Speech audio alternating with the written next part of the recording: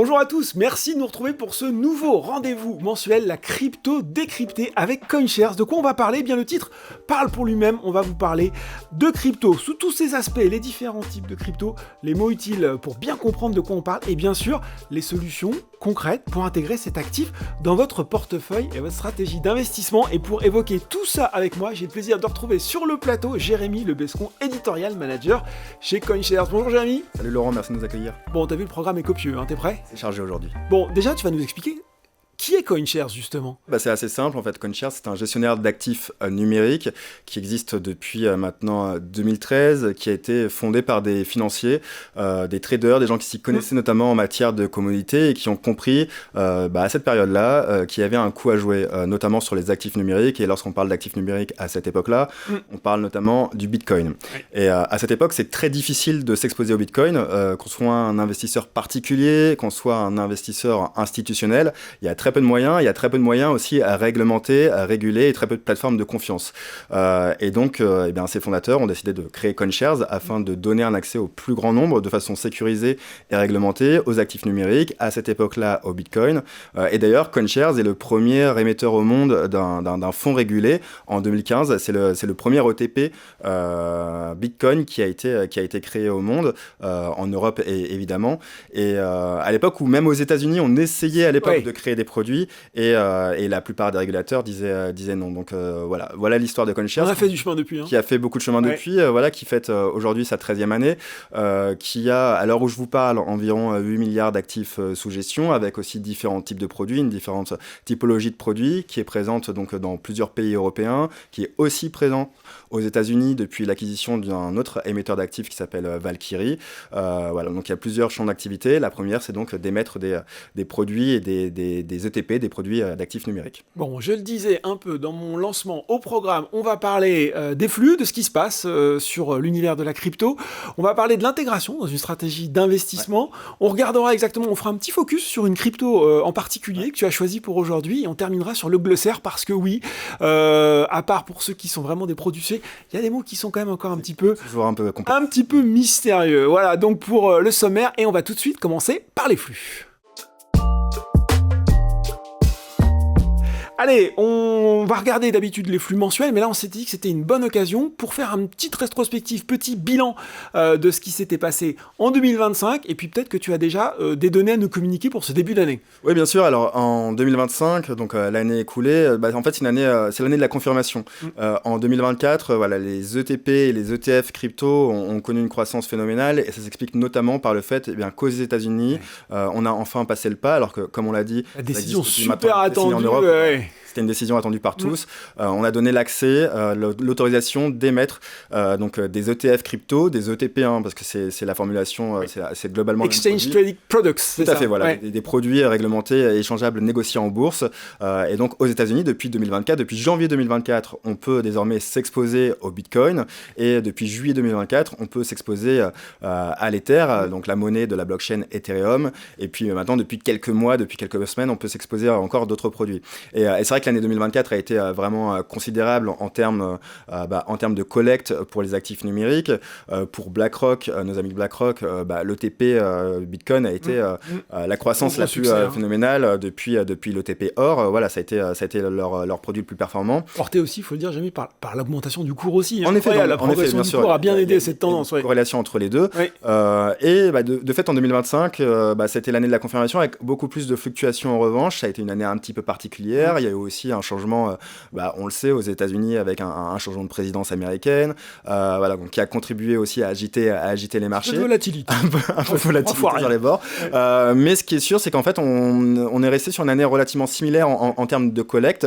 Alors moins sur le Bitcoin, qu'on pourrait dire étrangement, mais en fait, sur le Bitcoin, on a assisté à un petit peu de décollecte. Mais en revanche, les produits ont très bien fonctionné, notamment sur l'Ethereum, qui a enregistré une croissance relativement relativement folle, on parle de plus de 12 milliards. Donc en fait, dans l'ensemble, on a collecté 47 milliards dans le monde entier sur les produits négociés en bourse relatifs aux cryptos. Donc d'abord avec Bitcoin, puis ensuite l'Ether et les altcoins, ce qu'on appelle donc les cryptos alternatives au Bitcoin, donc Ethereum, Solana, XRP. Voilà, ce sont des produits qui ont très bien fonctionné. On pense bien sûr aux États-Unis, il y a d'autres pays comme ça qui ont été gourmands, si je puis dire, d'ETP adossés sur des cryptos. Oui, comme on va pouvoir le voir, tout simplement, les États-Unis sont aujourd'hui le leader en matière de collecte, mais que ce soit en 2025 notamment, eh bien, l'Allemagne a confirmé son appétence pour les crypto-monnaies. Alors on sait que les Allemands sont très, très demandeurs de crypto-monnaies déjà par des solutions plus numériques, plus digitales, plus traditionnelles lorsqu'on parle de crypto-monnaies. C'est souvent un peu le pays précurseur en Europe sur les nouvelles solutions financières. Tout à fait, ils sont très demandeurs. Parfois, nous, même à CoinShares, on leur conseille d'en acheter un petit peu moins parce qu'en fait, c'est très gourmand en matière de crypto-monnaie. Mais en effet, ça a été le pays européen le plus acheteur d'ETP Bitcoin et d'ETP d'actifs numériques en Europe et dans le monde après les États-Unis. Et puis on retrouve aussi le Canada qui a été aussi très demandeur. Voilà pour les produits en 2025 pour les pays qui ont le plus été gourmands. Et nous, la France, là-dedans, comment on se place ? La France, on est un peu timide encore en matière d'actifs numériques. Néanmoins, on peut dire qu'en 2025, ça a relativement bien marché. On est à peu près à 130 millions d'euros de collecte. Je le dis de tête, mais on est à peu près sur ces valeurs-là. Alors, ça peut paraître peu par rapport aux milliards des Américains ou encore aux milliards même de l'Allemagne, puisqu'en Allemagne, on parle de 2 milliards. Néanmoins, il faut se dire que c'est relativement du même niveau que, par exemple, le Luxembourg, qui est notre place financière quand même relativement bien connue. Donc voilà, c'est juste ça prend un peu de temps. On voit sur les ETF, des fois on débarre avec du retard et puis finalement on arrive à le rattraper. Voilà. Mais c'est vrai que les Français, on sait qu'il y a une proportion de Français maintenant qui à l'heure actuelle sont exposés aux crypto-monnaies. Pour les ETP, il y a eu un problème aussi peut-être d'accessibilité au niveau des ETP numériques, des ETP sur les actifs numériques. Néanmoins, ce paradigme est en train de changer aussi. Et oui, tout ça est en train de se mettre en place. Et voilà, on constate quand même qu'il y a une demande de la part des investisseurs français. Peut-être 2 mots pour finir sur cette séquence, Jérémy, sur le premier mois, les tendances, toutes premières tendances 2026, tu as déjà les chiffres ? Oui, en fait, c'est très encourageant, encore une fois, alors qu'on a connu un mois de décembre un peu mitigé, justement, sur les marchés, sur la plupart des placements. Là aussi, il y a eu un mouvement de correction qui est peut-être pas étranger. Mais sur tous les marchés, d'ailleurs, globalement. En fait, on a assisté à un retour, en tout cas, des collectes, encore une fois, sur les produits Bitcoin, sur les produits Ether aussi, depuis le début de janvier. Alors, ce sont les chiffres qui ont été arrêtés au 16 janvier, mais on parle globalement de 2 milliards de collectes, donc c'est vraiment pas rien. Encore une fois, ça confirme que la demande est là. Bon, voilà, pour ce mot, pour cette introduction sur les flux, une belle année 2025 et finalement une année 2026 qui commence très bien. Tout de suite, on va s'intéresser à la façon d'intégrer les cryptos dans notre portefeuille. Alors, deuxième séquence, je le disais, et ça va intéresser tout le monde, parce que oui, une fois qu'on est convaincu qu'en diversification, ce serait bien d'avoir de la crypto dans son allocation d'actifs, il faut encore y parvenir concrètement, et puis tout de suite, il y a tout un tas de questions qui nous viennent, à quel niveau, à quelle exposition, combien j'en mets, quel type je mets. Il va falloir que tu nous répondes à l'une après l'autre à toutes ces questions, à toutes ces interrogations. C'est un sujet sur lequel le département notamment recherche de CoinShares a travaillé depuis très longtemps, c'est-à-dire déjà déterminer quelle était l'allocation optimale à mettre dans un portefeuille traditionnel, à mettre aux côtés finalement de tout simplement de valeurs traditionnelles telles que les actions ou encore telles que les obligations. Combien de crypto on pouvait mettre en termes de pourcentage dans un portefeuille. Et ce qui est bien aussi avec les ETP, c'est que ça s'intègre généralement dans un portefeuille de type traditionnel. Oui, là on n'a pas de... Pour le coup, il n'y a pas de prise de tête. Donc voilà, ce département recherche de CoinShares a constitué des modèles de portefeuille. Alors tout d'abord, des modèles de portefeuille à partir d'un modèle de portefeuille de 60-40, donc c'est-à-dire 60% d'actions et 40% d'obligations. Lorsqu'on parle de 60% d'actions, là, on a pris un indice, c'est le stock 50. C'est à peu près les 50 plus grosses capitalisations européennes sur les 8 pays de l'eurozone, à côté de 40% donc, d'obligations allemandes là pour le coup. Donc voilà, on a pris... Là, c'est vraiment une allocation On le dit standard. pour voilà, standard, exactement. Voilà, standard, oui.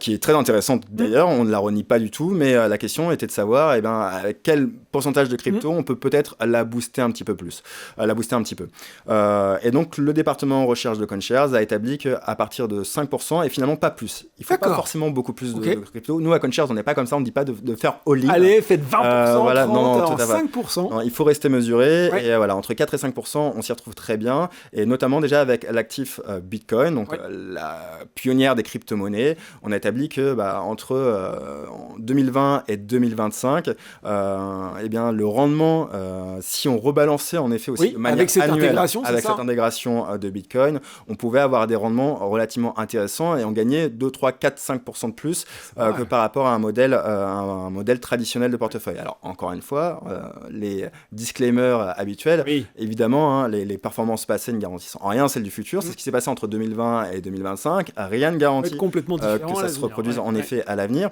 On assiste évidemment aussi à d'autres conséquences, c'est-à-dire qu'un portefeuille avec du Bitcoin, c'est un portefeuille qui est un peu plus volatile aussi que le modèle traditionnel. Donc voilà, il faut faire avec ça, il faut conjuguer avec cette volatilité-là, il faut jouer avec cette volatilité-là, et c'est pour ça aussi qu'on conseille tout simplement un rebalancement, un rééquilibrage annuel afin de se préserver au mieux de cette volatilité-là. C'est-à-dire, rentre un petit peu dans le détail, rebalancement annuel, c'est-à-dire que c'est-à-dire qu'à la fin de l'année, si par exemple il y a une pondération supérieure du Bitcoin parce que le Bitcoin a pris la valeur, tout simplement on revient à l'allocation. On garde notre discipline des 5%. Exactement, voilà. C'est la méthode CoinShares en tout cas, c'est ce qu'on recommande afin aussi de se préserver de potentiels risques.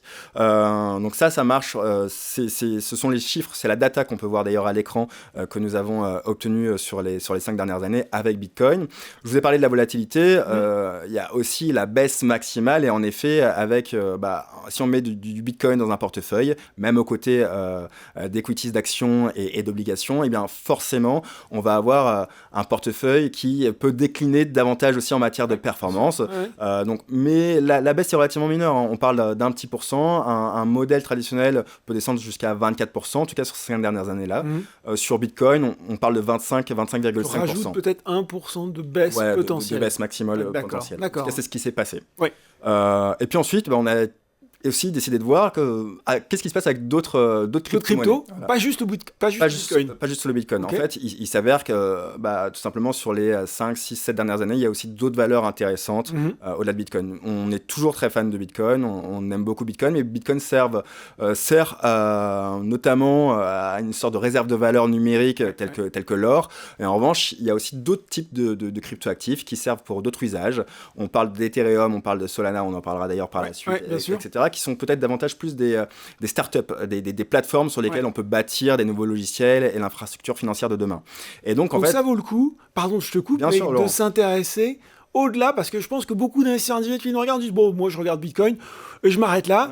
Quand je t'écoute, ça peut être intéressant d'aller un petit peu au-delà et de mixer un petit peu d'autres cryptos avec cette allocation. Ça peut être intéressant, alors déjà, ne serait-ce que par curiosité intellectuelle, et puis en fait, en considérant que ce sont des typologies d'actifs numériques différentes. On a toujours tendance à mettre les cryptos dans le même sac. Il y a Bitcoin, qui sert notamment à un usage, qui sert potentiellement à se protéger un peu de l'inflation, encore une fois, comme je l'ai dit, à l'or numérique, et puis ensuite, d'autres actifs numériques qui ont plutôt des utilités beaucoup plus technologiques. Et alors donc, qu'est-ce qui se passe quand tu mixes un petit peu d'autres...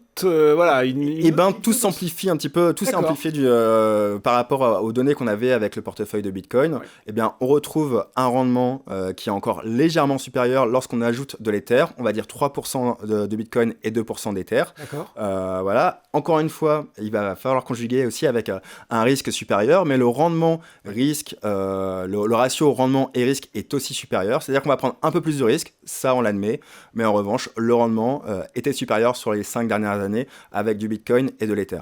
La volatilité était aussi supérieure, encore une fois on le rappelle, et la baisse maximale était aussi également supérieure. Donc encore une fois, toujours avoir cette discipline de rééquilibrer à la fin de l'année, on se dit on en est, et ben je reviens sur mes 5% d'allocation maximale et je reviens aussi sur mon allocation initiale d'actions et d'obligations. Il en va de même avec les autres typologies qu'on a inclus, on a même inclus un mix, c'est-à-dire de Bitcoin, d'Ether, tu nous en parleras peut-être de Solana et d'XRP, tout à fait. à fait. Ah, super intéressant. Moi, je retiens en tout cas de cette séquence 2 choses importantes. Ouais. Un, les 5%, hein, je pense que ça, c'est une bonne règle. Et de s'y tenir, même quand ça va bien, parce qu'on est tous pareils. Quand ça va bien, on a envie d'en mettre plus, d'en s'y tenir. Et puis, aller au-delà du simple Bitcoin. Déjà, penser au sein de ces 5%, peut-être à une diversification entre 1, 2, 3, peut-être. On verra avec toi. Ça peut être intéressant pour amener de la diversité là aussi. Exactement, Laurent. Bon, bah super pour cette émission. On regarde tout de suite maintenant la crypto en particulier et on va parler de Solana. Alors, Solana, c'est pas la plus connue des cryptos, en tout cas peut-être pas celle qui vient en tête spontanément. Et quand je préparais cette émission, est-ce qu'on a le droit de dire qu'elle a une réputation un peu sulfureuse ? Ou est-ce que c'est un peu trop ? Est-ce que c'est un langage ou pas? Ouais. Alors, c'est une crypto qui a connu quelques obstacles au cours de son existence. Ouais. Pas pour des usages qui pourraient être sulfureux, non pas pour cela, mais plutôt pour des problèmes techniques et technologiques. D'accord. Alors, c'est une crypto relativement récente qui date de 2020. Ça fait partie des blockchains qu'on dit programmables. C'est-à-dire que, comme je le disais tout à l'heure, avec Ethereum notamment, il est possible de bâtir. Ce sont des infrastructures sur lesquelles, en fait, eh bien, on peut construire des nouvelles applications. Il faut les voir comme des systèmes d'exploitation tels que vous avez macOS ou Windows ou Android, et sur lesquels on bâtit des applications. Ce sont des applications généralement à usage financier, mais ça peut aussi être des jeux vidéo, ça peut être des exchanges décentralisés, voilà, toutes sortes d'applications avec lesquelles qui existent déjà finalement dans nos téléphones, mais qui là le sont de manière décentralisée parce que ce sont sur des blockchains, donc des registres qui sont distribués à travers des milliers d'ordinateurs dans le monde. Je résume. Solana donc s'est inscrit un petit peu dans le même sillage qu'Ethereum, c'est-à-dire que Ethereum était une blockchain sur laquelle on pouvait construire des applications.